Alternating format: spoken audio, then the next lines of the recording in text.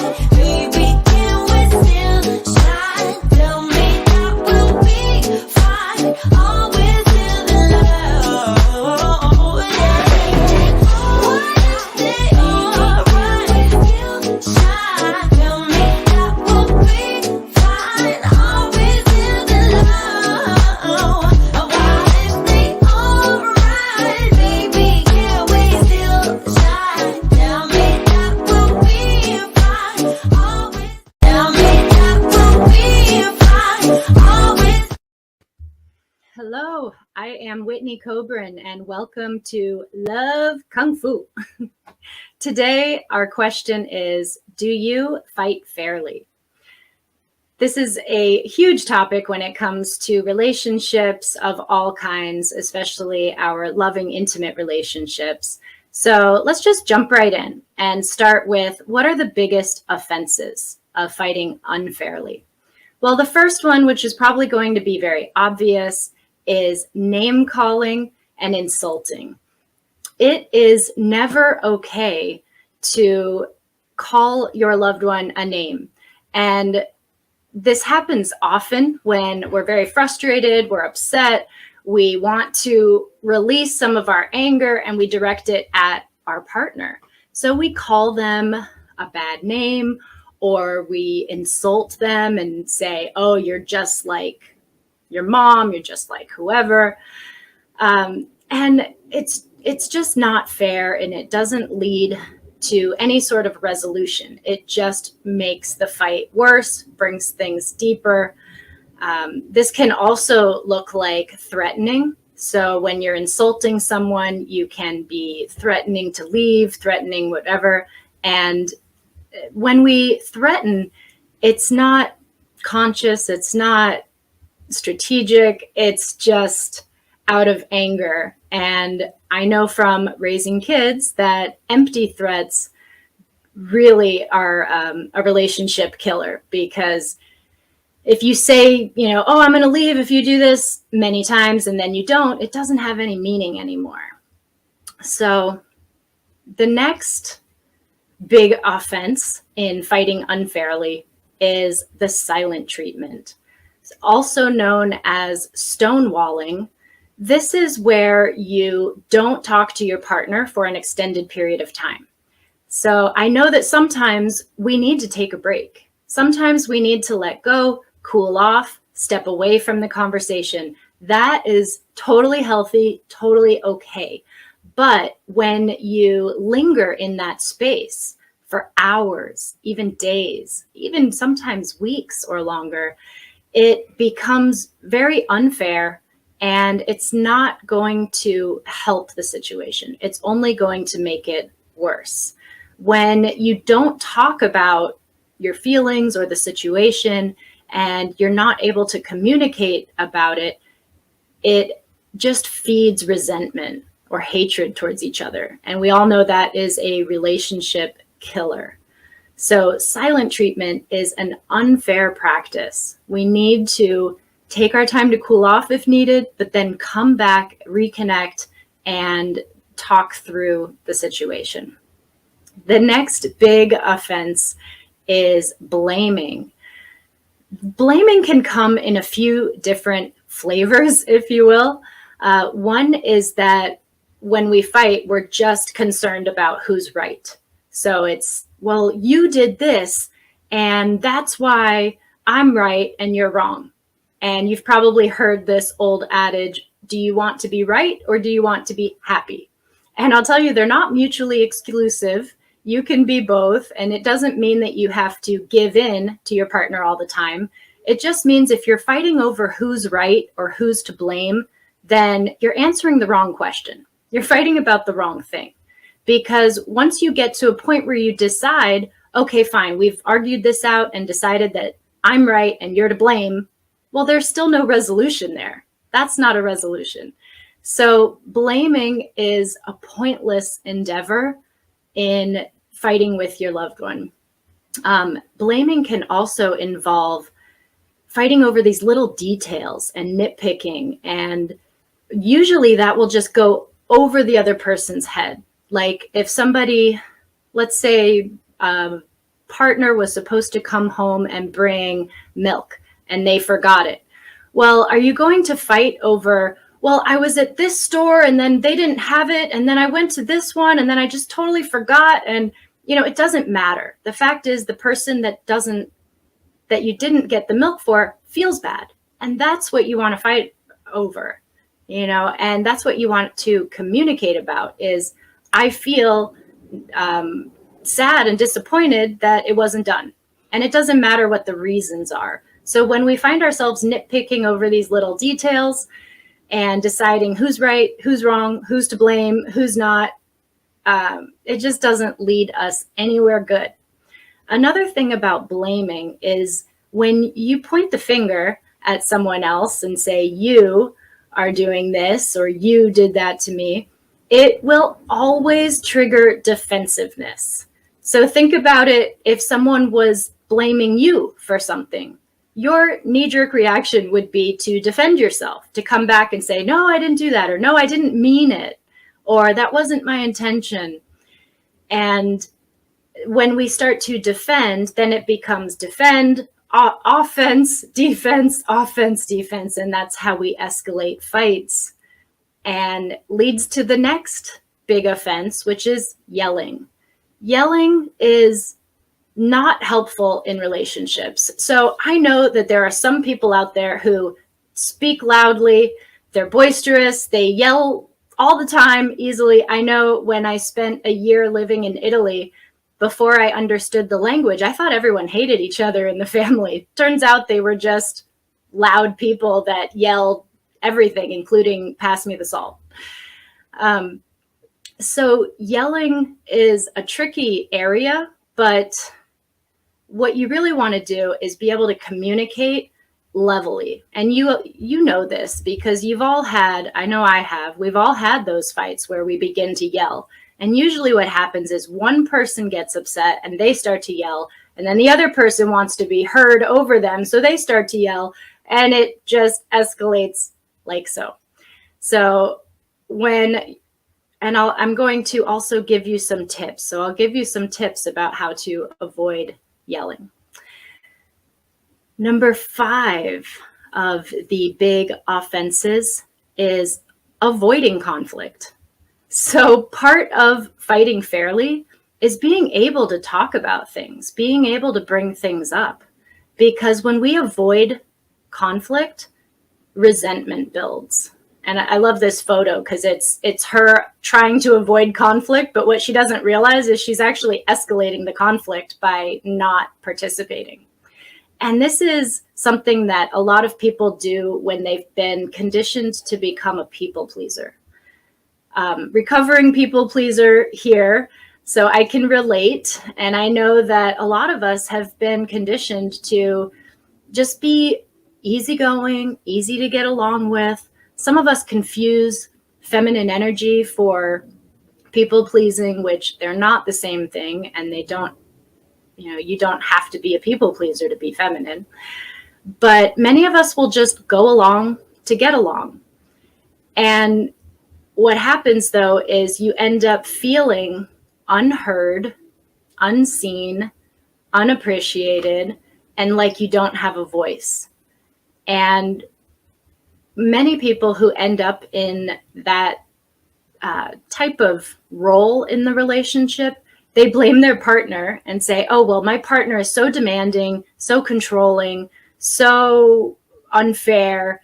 But what they don't realize is that communication and relationships are a two-way street, and that you're also partly to blame because you're allowing this behavior. You're continuing this behavior. You're not learning how to speak up in healthy ways and get through conflict.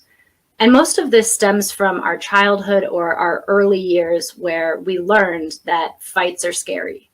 So if this is you, if you're afraid of conflict, I feel for you. My heart goes out to you. It's understandable, but I also hope that you will learn better ways to communicate and take some steps to be able to bring up situations that are difficult and talk through them instead of just shutting down and avoiding all conflict. So there are the top 5 big offenders when it comes to fighting unfairly. So now I'm going to give you 5 tips on having healthy communication, having emotional maturity, and being able to work through things that come up in your relationship. So number 1 is speak for yourself. This is so important.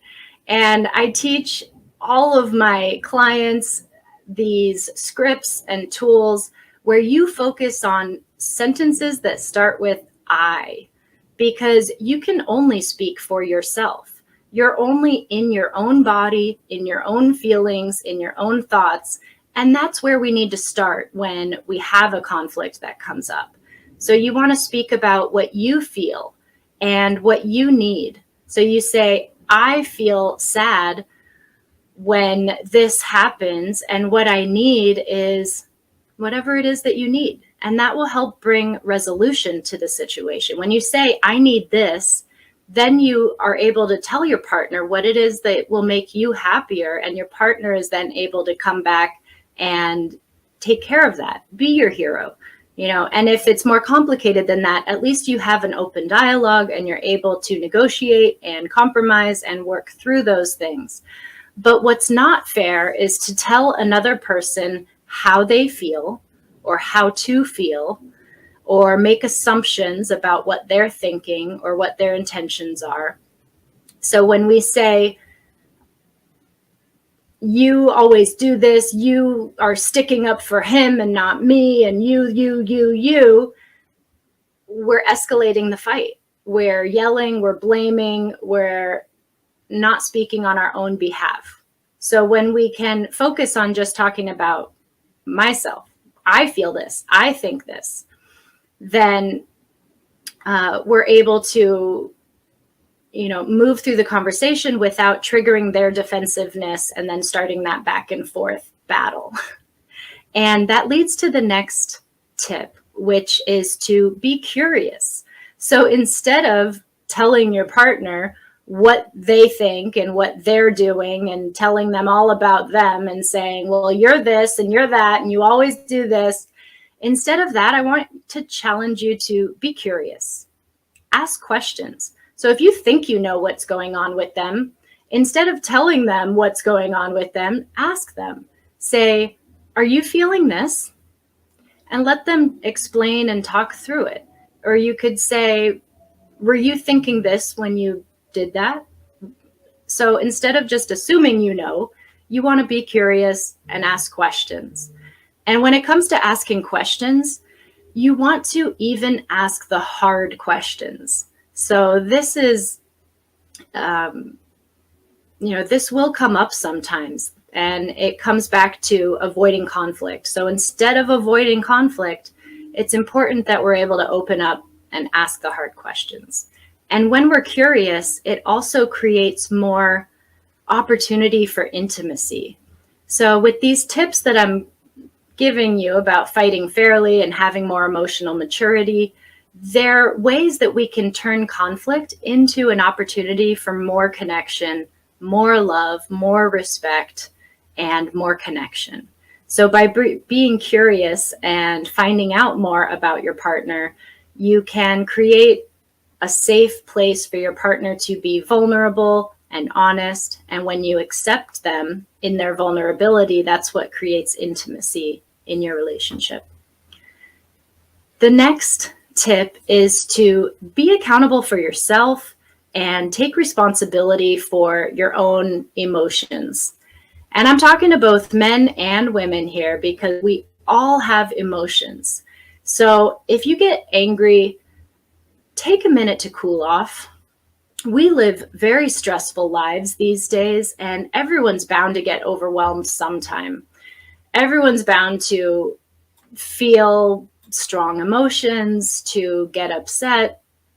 But what we don't want to do is to make the other person responsible for that. And we see this all the time. I see it in all kinds of movies and TV when couples are fighting and they say, you make me crazy. Well, you need to take responsibility for your own emotions. You say, I feel crazy. I feel crazy when this happens.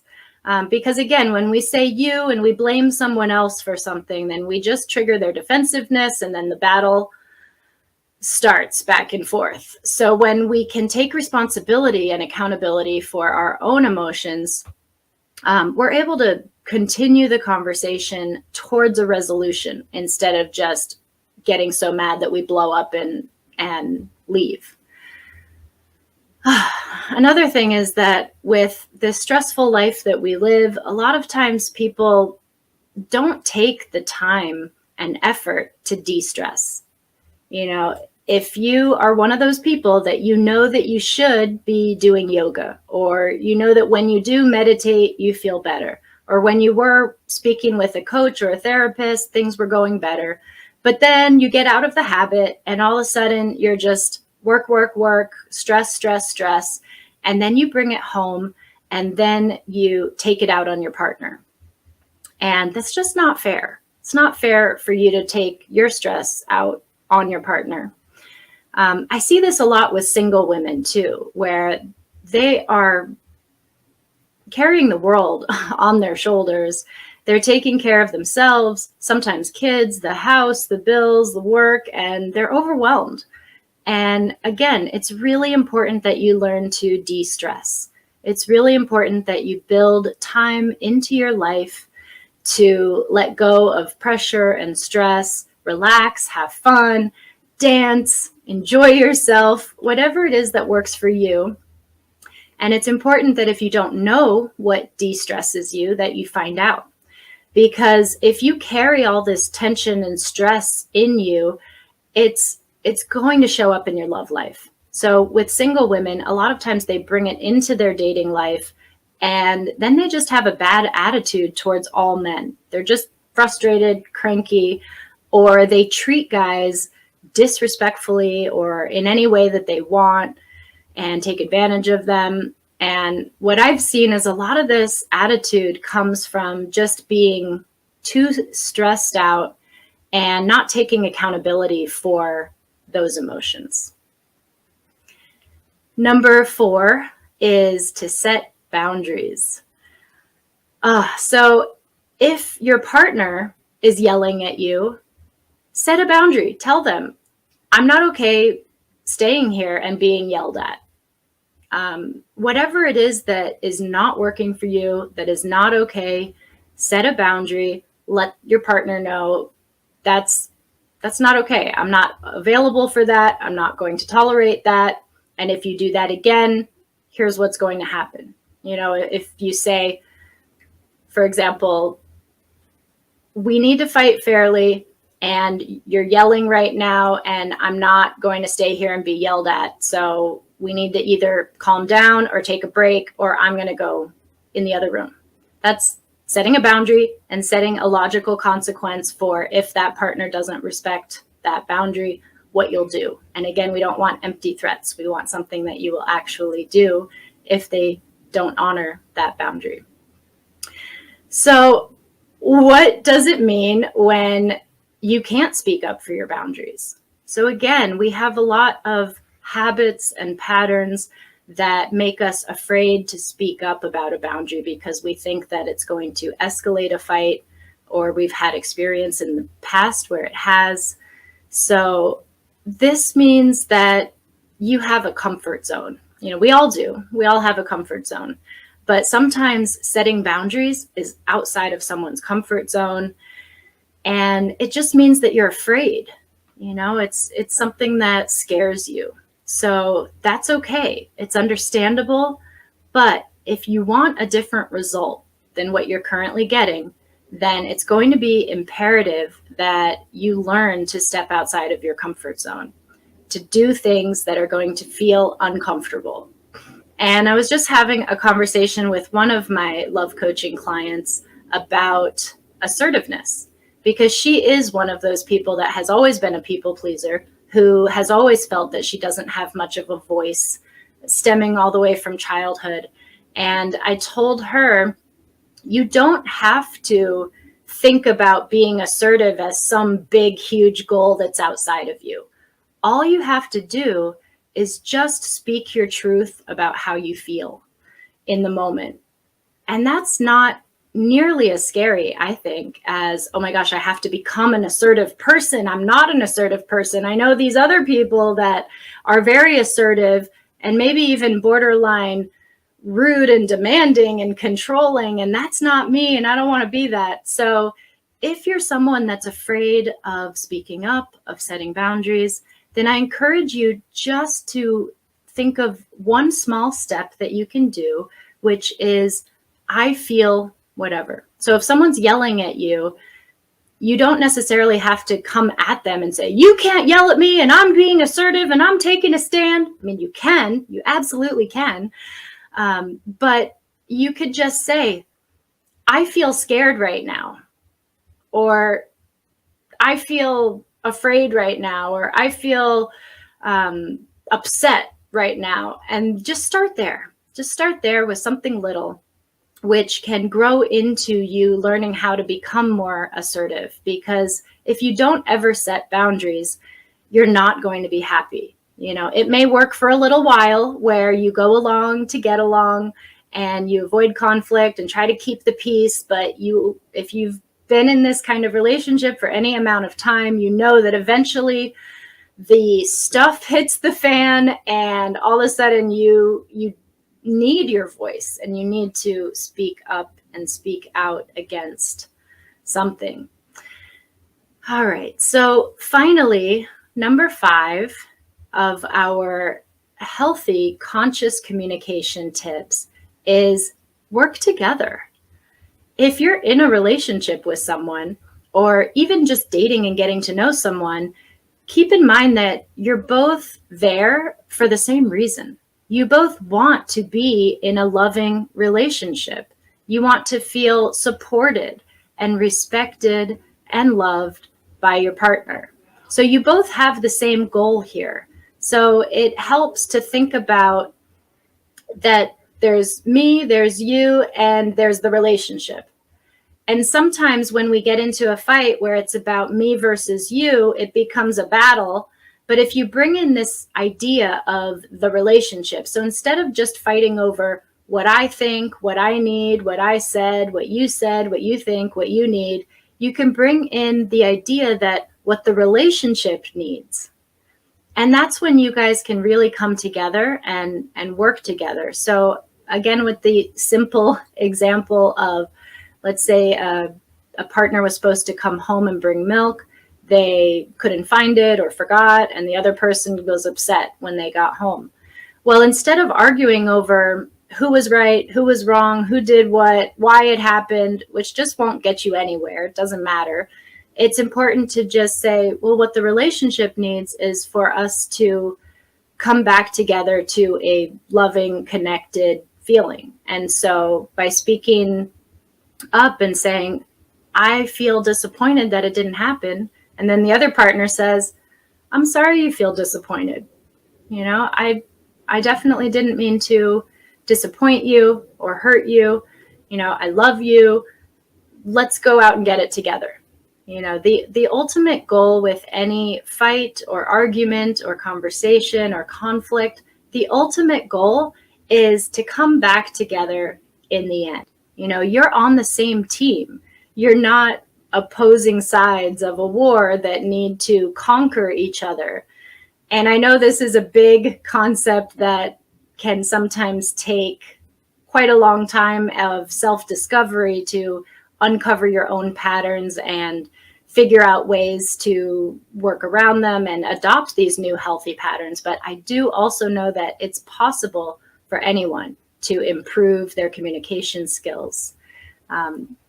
So I hope this was helpful for you. Again, I'm Whitney Kobrin, and I am a love coach. I help women to love themselves, love their lives, and have lasting, happy, loving relationships. Right now, I have a course I'm offering called Conscious Communication for Women, How to Talk to Men to Get What You Want, where I cover all of these topics and much, much more in depth, in detail, with practices to help you learn to adopt these new, healthier patterns so that we can finally have the relationships that we want to have. So check out my website, whitneylovecoach.com, or just call or text me at the number on the screen. All right, thanks so much. And you can catch my show every Tuesday at 11 a.m.